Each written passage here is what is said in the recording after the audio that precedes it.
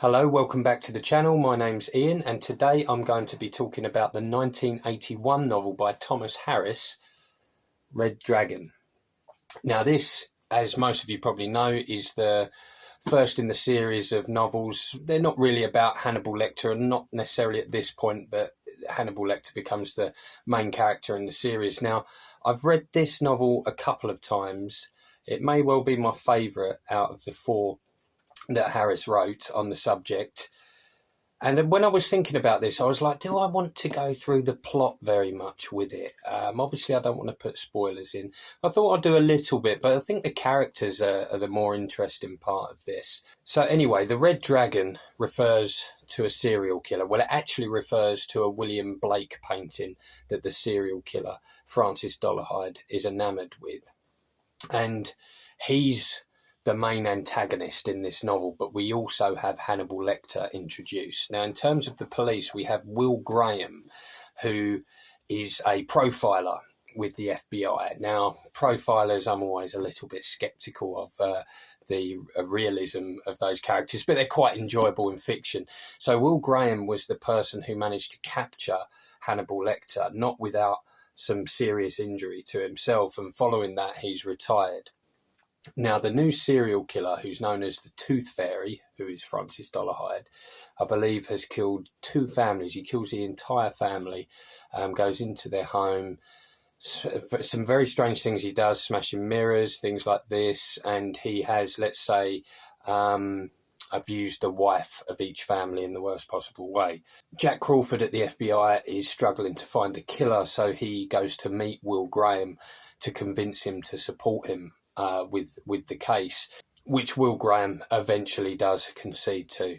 Now, Will Graham is described as being very, very intellectually gifted and also able to empathise with serial killers, being able to get into their minds, to think like them, hence how he managed to capture Hannibal Lecter. So as Will Graham gets back involved, he ends up going to meet Hannibal Lecter, who's in high security prison, and I think he has at least 2 meetings with him, and these scenes are absolutely fantastic. It's our first introduction to Hannibal Lecter, and he's clearly extremely bright and also deceptive as well.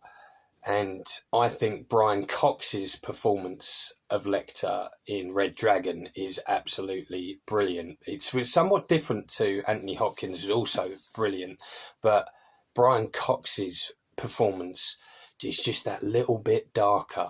He seems like his intentions are that much worse, but perhaps that's because he's dealing with Will Graham, the man who captured him, and in, say, like Silence of the Lambs or Hannibal, he's dealing with Clarice Starling, who he clearly has more empathy for, and perhaps other sorts of feelings as well.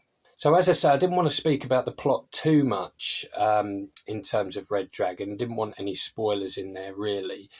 But Will Graham gets onto the case and sets some traps, like an article in the newspaper that he uses a journalist for, which kind of backfires because Dolarhyde, the Red Dragon, is liaising with Hannibal Lecter. So they're sort of sharing information. So this also puts Will Graham's life and his family's lives in danger. There's also a subplot where Dolarhyde meets a blind woman who he sort of becomes romantically entangled with, but that doesn't go very well either. But I'm going to kind of leave the plot there. I don't want to do too much more, but what I would say about the plot is expertly written. The suspense is brilliant, and the prose is very, very decent as well. You can see why it was such a popular book at the time. So to talk about Dolarhyde a little bit as well, his character, the way he's described it, is quite fascinating. He's said to be quite huge, abnormally huge, with large, sharp teeth as well, which is quite frightening, particularly as he has a kind of oral fixation as well, which comes out in the novel. His childhood is one, I believe his mother abandons him when he's young and he gets sent to his grandmother, who's very abusive. His grandmother dies, and then he's back and forth with the family and orphanages. And yeah, he's a very, very shy character, but he has the alter ego, which is the Red Dragon. And each time he's murdering families, it's as if he's becoming closer to his true self. Not just murdering families, there's other people that get caught up in it as well, people that he feels have betrayed him. Oh, and he's also described as having a cleft lip and palate as well, which has probably contributed to his introversion, feeling like an outsider, and perhaps the development into what he's becoming, the Red Dragon. Now, without spoilers, I will say the climax of the novel is excellent. Really, really enjoyed it. Very satisfying end to it. And as I said previously, I absolutely loved the adaptation 1986 version, Manhunter. Very, very good. Great performances in it.